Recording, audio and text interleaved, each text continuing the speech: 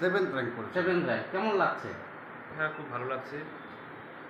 বাবা মার অনেক দিনের ইচ্ছে ছিল মাধ্যমিকে মেধা তালিকায় আমার নাম লেখার। বা আমার ইচ্ছে পূরণ হয়েছে, খুব ভালো লাগছে। মানে আশা করেছিলে? হ্যাঁ, একটা আশা ছিল। আমি আশা করছিলাম 90 আশেপাশে নম্বর থাকবে। আর সেরকমই নম্বর 87। ভালো লাগছে। এই যে ফল হলো সে টিভি থেকেই তো জানতে পারলে? হ্যাঁ, সকাল থেকে কি টিভির সঙ্গে বসেছিলে? হ্যাঁ, ৯টার সময় টিভি খুলে বসেছিলাম। মানে যখন তোমার নামটা বললো তখন তোমার কেমন লাগলো অনুভূতিটা?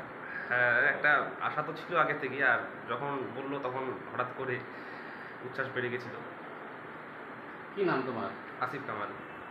আচ্ছা, এই যে তুমি যে পড়াশুনো করেছো মানে কীভাবে রুটিন মেনে পড়েছো, কত ঘন্টা পড়েছো, এই বিষয়টা যদি একটু বলতে আমাকে।